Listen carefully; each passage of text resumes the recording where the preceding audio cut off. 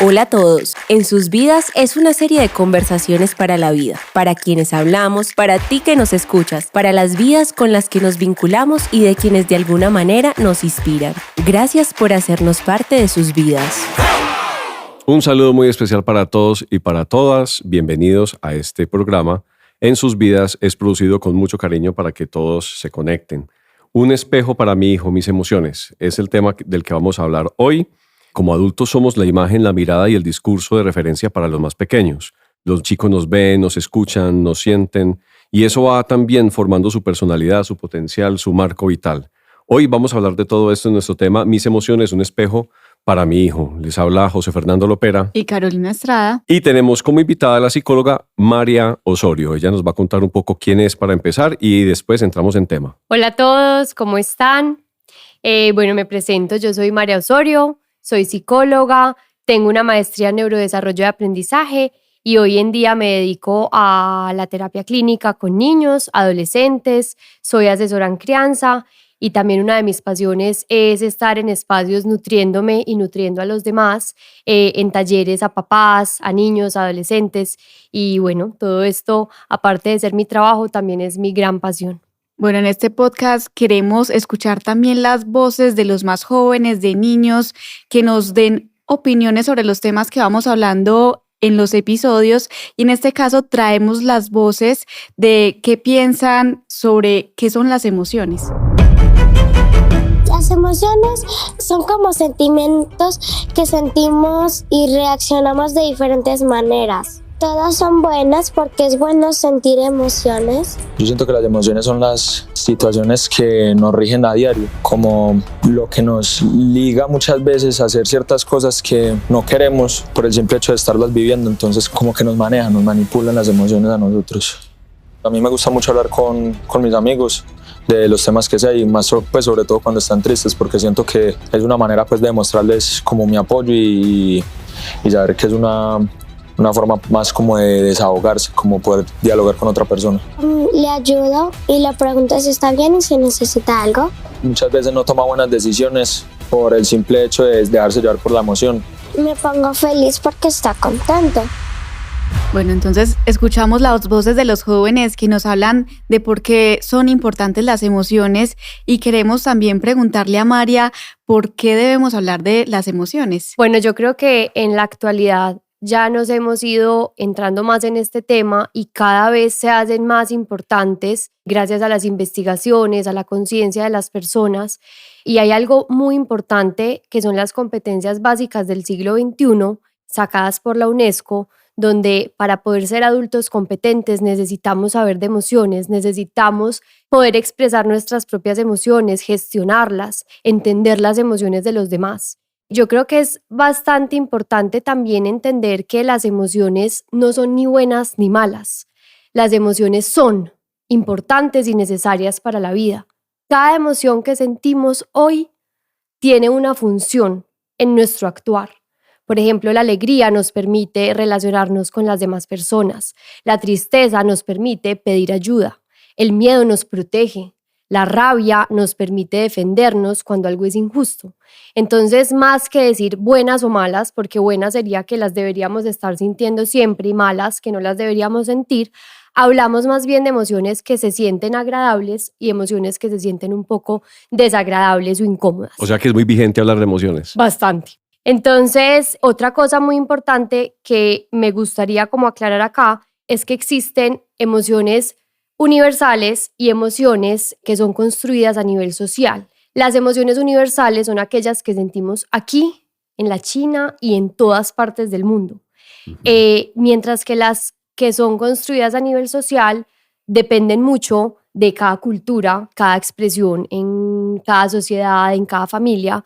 Entonces, de las universales podemos hablar de la alegría, la tristeza, la rabia, el miedo, y las que son construidas a nivel social podrían ser como el amor, el orgullo y entre otras. En esa vigencia, hoy lo podemos ver en el cine, en la animación, en los contenidos de las series, en la música. Antes no existía tanta vigencia con ese tema o no están todos los focos puestos ahí y me parece potente pensar si hay algo a nivel global que nos está educando con relación a las emociones, quiere decir que hay algo de la transferencia de cómo gestionar y cómo sentir las emociones. Podríamos pensar, como le decíamos un poco al inicio, que los adultos somos responsables de enseñarle a los hijos, un poco con nuestra forma de hacerlo, cómo gestionar y cómo vivir esas emociones. Completamente. Nosotros, los adultos, somos el espejo de los niños. Entonces, la forma como nosotros expresamos, gestionamos, acompañamos las emociones, eso es lo que le estamos mostrando a nuestros niños a actuar cuando sienten una emoción. Por ejemplo, si mi hijo todos los días me ve que cuando me enojo, respiro profundo, me muevo, entonces la próxima vez que mi hijo se sienta así, posiblemente va a hacer lo que yo hago también, porque ellos todo el tiempo están aprendiendo lo que nosotros hacemos. Así es, vemos que hoy en día hay muchas tendencias en redes sociales, en diferentes sitios web que hablan sobre diferentes metodologías y prácticas que podemos poner en el día a día con nuestros niños y que les va a ayudar también a gestionar esas emociones. Entonces, contarnos un poquito sobre esas prácticas que hay en el día a día y el impacto en el caso de que no sepamos gestionar esas emociones que tienen los niños. Es una pregunta muy importante y a la vez retadora, porque resulta que todos los seres humanos somos muy distintos. Entonces, cuando yo enseño a mis pacientes, a mis estudiantes sobre gestión emocional, lo primero que les digo es, si quieren aprender a gestionar una emoción, primero tienen que conocerse muy bien, porque todas las estrategias no funcionan igual para todos los seres humanos.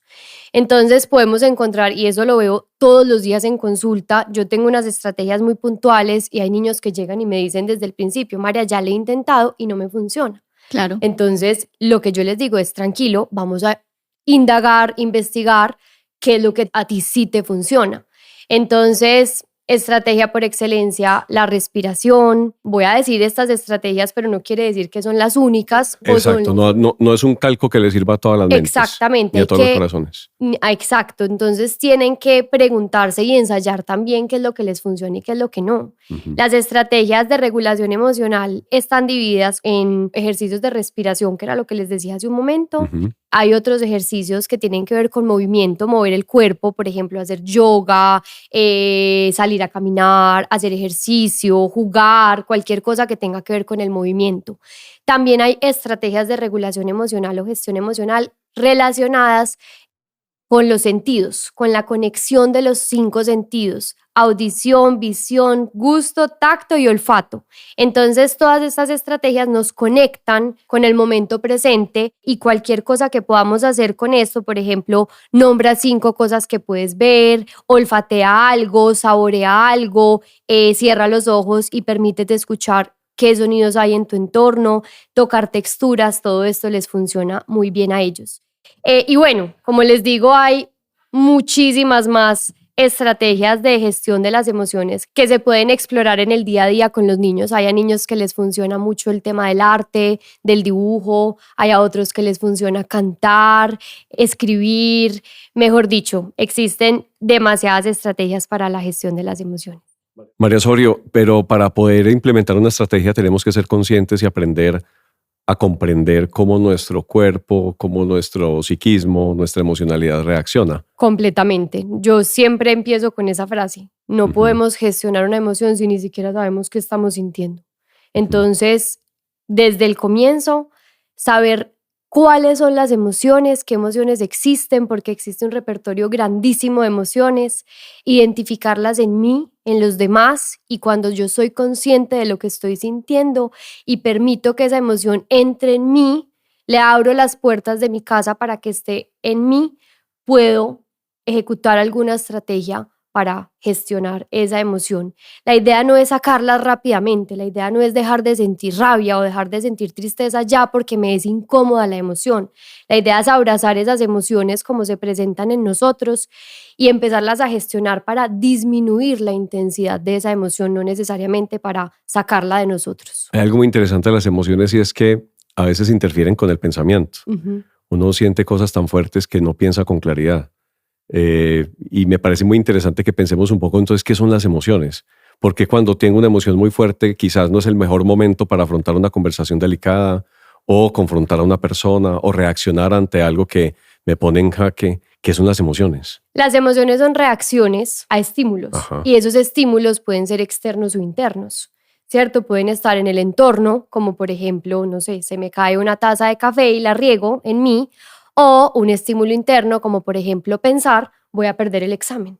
Ujú. En realidad puede ser que sentimos emociones muy fuertes e interfieran en nuestro pensamiento, como también puede ser primero el pensamiento que interfiera en la forma de sentir. Hay una teoría del procesamiento de la información, de cómo nuestro cerebro procesa la información, y dice que la forma en cómo nosotros interpretamos las situaciones que nos pasan en el día a día afectan la forma en cómo nos sentimos y en cómo reaccionamos a esas situaciones. Las situaciones son únicas, no podemos cambiarlas, lo que nos pasa nos pasó, y la forma en cómo interpretamos esa situación, cómo pensamos sobre lo que nos pasó, puede interferir también en la forma en cómo actuamos y cómo sentimos. Eso requiere un conocimiento de sí.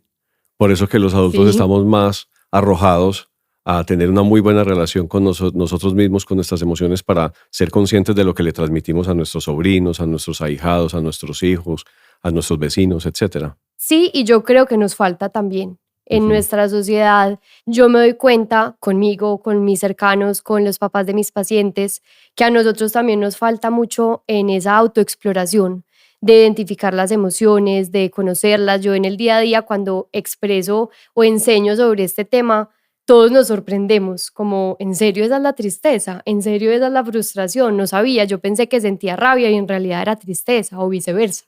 Así Yo creo que hay es. falta Yo creo estudiarlos. que en ese sentido, como tú dices, en este momento estamos hablando de emociones y de la importancia que está cogiendo en el día a día hablar sobre el tema, pero no es algo tradicional, no estamos acostumbrados a pensar en las emociones y por qué son importantes en nuestro día a día y que las pensemos en nuestros niños. Entonces, en ese caso, ¿qué pasa con esas emociones que no son gestionadas correctamente, que de pronto no le damos la importancia o que ni siquiera sabemos identificarlas? Qué buena pregunta, porque yo siento, pues quiero empezar con una aclaración, y es que estamos hablando de la infancia.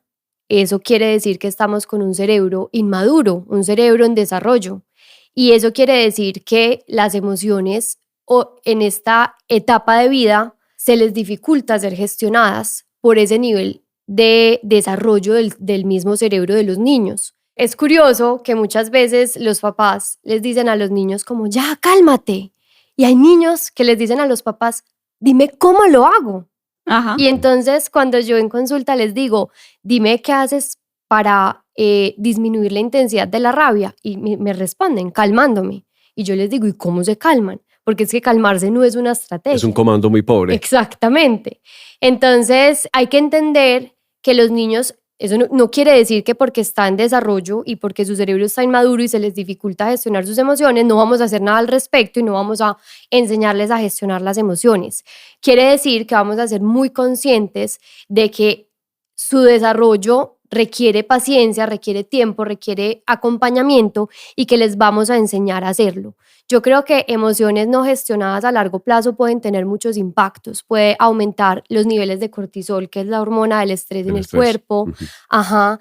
Puede dificultarnos en nuestro relacionamiento con los demás, en nuestro relacionamiento con nosotros mismos, porque cuando no gestiono las emociones genera un impacto en los otros y en mí. Entonces, tener mucha conciencia de que esta gestión emocional, aunque a los niños les cuesta un poco, nosotros como adultos tenemos el deber de ayudarlos, acompañarlos, conocerlos también, que les brindemos las herramientas que a ellos más les sirven. Yo quiero hacer una pregunta ahí que uno escucha habitualmente, que perro viejo no aprende.